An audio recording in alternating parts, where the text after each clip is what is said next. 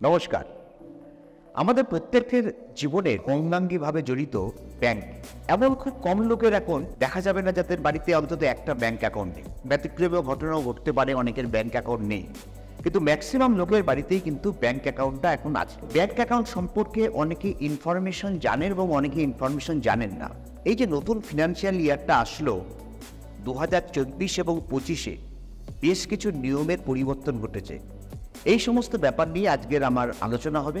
2024 এবং 25 ফিনান্সিয়াল ইয়ারে ব্যাংকের কিছু নিয়ম চেঞ্জ হয়েছে, সেই ব্যাপারে আজকে আপনাদের মধ্যে আলোচনা করব। নমস্কার, আমি Rabindra Dutta, financial adviser and motivational speaker. একটা দেশের আমাদের টোটাল কটা ব্যাংক অ্যাকাউন্ট আছে? একটা সেভিংস অ্যাকাউন্ট হয়, স্যালারি অ্যাকাউন্ট হয়, আর একটা কারেন্ট অ্যাকাউন্ট হয়। আপনারা জানেন সেভিংস অ্যাকাউন্টে আমাদের কত টাকা পর্যন্ত থাকতে পারে? তো আমাদের দেশে সবচেয়ে বেশি আছে সেভিংস অ্যাকাউন্ট। সবচেয়ে বেশি যদি কারেন্ট অ্যাকাউন্ট হতো তাহলে দেশের অর্থনীতিটা অন্যভাবে চেঞ্জ হয়ে যেত। যাই হোক, আজকে সেভিংস অ্যাকাউন্ট নিয়ে আপনাদের বলছি। সেভিংস অ্যাকাউন্টে একটা মানুষ 2.5 লক্ষ টাকা পর্যন্ত রাখতে পারে। এটা হচ্ছে ব্যাংকের রুলস অ্যান্ড রেগুলেশন।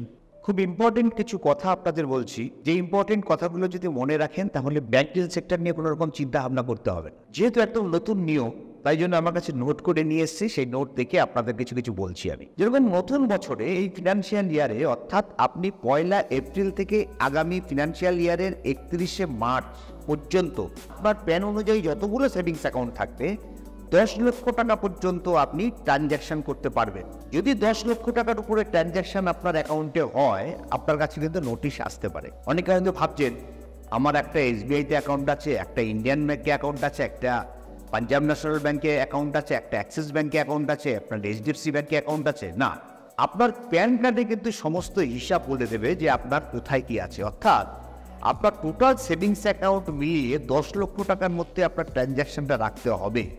10 লক্ষ টাকার উপরে যদি কোনো রকম আপনি ট্রানজ্যাকশন করেন, হয়তো আপনার কাছে একটা নোটিশ আসতে পারে। এটা আমি প্রথমে আপনাকে বললাম হচ্ছে সেভিংস অ্যাকাউন্টের ব্যাপারে। আর কারেন্ট অ্যাকাউন্টের ক্ষেত্রেও তাই। কারেন্ট অ্যাকাউন্টে একটা ফিনান্সিয়াল ইয়ারে, অর্থাৎ 1 এপ্রিল থেকে 31 মার্চের মধ্যে আপনি 50 লাখ অর্থাৎ 50 লক্ষ টাকা পর্যন্ত ট্রানজ্যাকশন করতে পারবেন। 50 লক্ষ টাকার উপরে যদি ট্রানজ্যাকশন করেন তাহলে কিন্তু আবার একটা নোটিশ আপনার কাছে আসতে পারে। আর একটা গুরুত্বপূর্ণ বিষয়, ক্রেডিট কার্ড। এখন ক্রেডিট কার্ডটা আমাদের জীবনের মধ্যে একদম অঙ্গাঙ্গিভাবে প্রত্যেকের লাইফে জড়িয়ে গেছে। ক্রেডিট কার্ড ছাড়া অনেকে চলতেই পারছে না।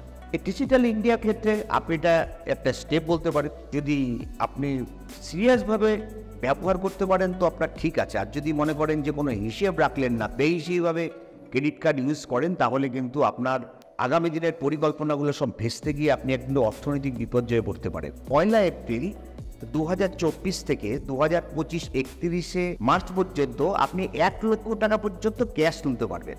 তাহলে আপনি 1 লক্ষ টাকার উপরে যদি ক্যাশ তোলেন এখান থেকে, তাহলেও কিন্তু নোটিশ আসতে পারে আপনার বাড়িতে। ক্রেডিট কার্ডের ক্ষেত্রে আপনি একটা ফিনান্সিয়াল ইয়ারে, অর্থাৎ আপনি যদি 2024-এ 1 এপ্রিল থেকে 31 মার্চ 2025 পর্যন্ত একটা ক্রেডিট কার্ডে আপনি 10 লক্ষ টাকা পর্যন্ত কেনাকাটা করতে পারেন। যদি 10 লক্ষ টাকার উপরে আপনি কেনাকাটা করেন তাহলে আপনার বাড়িতে একটা নোটিশ আসতে পারে। সুতরাং এগুলি জেনে রাখলে আপনার পক্ষে কিন্তু খুব সুবিধা হবে। এবার আরেকটা গুরুত্বপূর্ণ জিনিস, ব্যাংক এফডি। দেখুন, আপনার কাছে সেভিংস অ্যাকাউন্টে যা টাকা থাকে তার উপরে তো কেউ 3%, কেউ 4% রেট অফ ইন্টারেস্ট দিচ্ছে। কিন্তু যারা এফডি করেন সেই টাকাটা যদি 5,000 টাকা হোক, 10,000 টাকা হোক, যেই টাকাটা আপনার পড়ে থাকে, বিভিন্ন ব্যাংকে 7 থেকে 8% পর্যন্ত কিন্তু ফিক্সড ডিপোজিটের উপরে ইন্টারেস্ট দেয়। সেভিংস অ্যাকাউন্টে যে কোনো সময় টাকা ভাঙানো যায়, ব্যাংকের এফডিও যে কোনো সময় টাকা ভাঙানো যায়। তো এইবারে এফডি সম্পর্কে আপনাদের বলছি যে এফডি আপনি এখন বছর গেলে কতটা করতে পারবেন। পুরো একটা ফিনান্সিয়াল ইয়ারে আপনি 10 লক্ষ টাকা পর্যন্ত এফডি করতে পারেন ব্যাংকে। 10 লক্ষ টাকার উপরে যদি আপনি এফডি করেন তাহলে আপনার বাড়িতে আরেকটা নোটিশ আসতে পারে। তো এই সমস্ত ভাবনা চিন্তা করে আপনার টাকা আছে বলেই আপনি কন্টিনিউ এফডি করে যাচ্ছেন 15-20 লাখ না।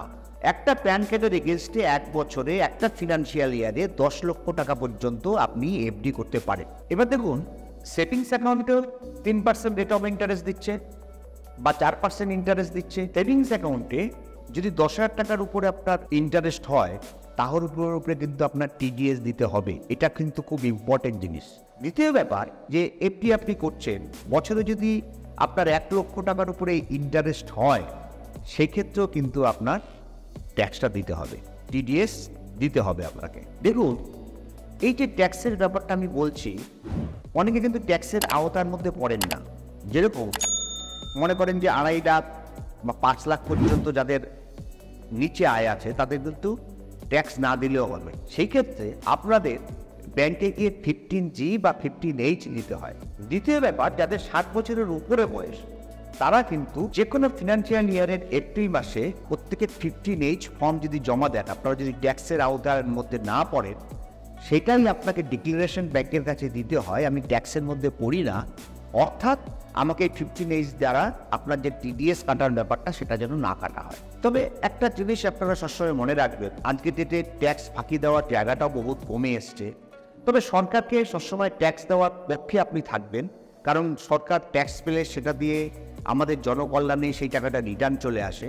তো প্রত্যেকেই যার যেটুকু ট্যাক্স আওতার মধ্যে পড়ে, ভালো কোনো ইনকাম ট্যাক্সের লয়ার দিয়ে বা যারা নাকি ফিনান্সিয়াল এই ব্যাপারগুলো দেখাশোনা করে তাদের সঙ্গে কথাবার্তা বলে যতটুকু ট্যাক্স আপনার পক্ষে দেওয়া সম্ভব, আপনি যদি গভর্নমেন্টের কাছে সেই ট্যাক্সটা দেন, গভর্নমেন্ট কিন্তু সেটা উন্নয়নমূলকভাবে দেশের উন্নয়ন খাতেই খরচ করে।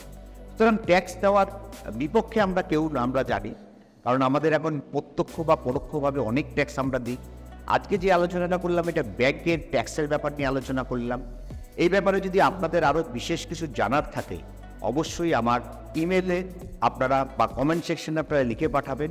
আমি আরও আপনাদের কাছে ডিটেলস ব্যাংকের ব্যাপারটা আমি আলোচনা করব। যাদের আমার এই ভিডিওটা ভালো লাগছে তারা আপনাদের প্রিয়জনদের মধ্যে এই ভিডিওটাকে শেয়ার করবেন। আর যারা এখনও সাবস্ক্রাইব করেননি তাদের কাছে আমার অনুরোধ, আপনারা সাবস্ক্রাইবটা করবেন। আর আমার যে official page Nabendu Dutta official, সেটাকে ফলো করবেন। সবাই আপনারা সুন্দর থাকবেন, সুস্থ থাকবেন, ভালো থাকবেন। নমস্কার।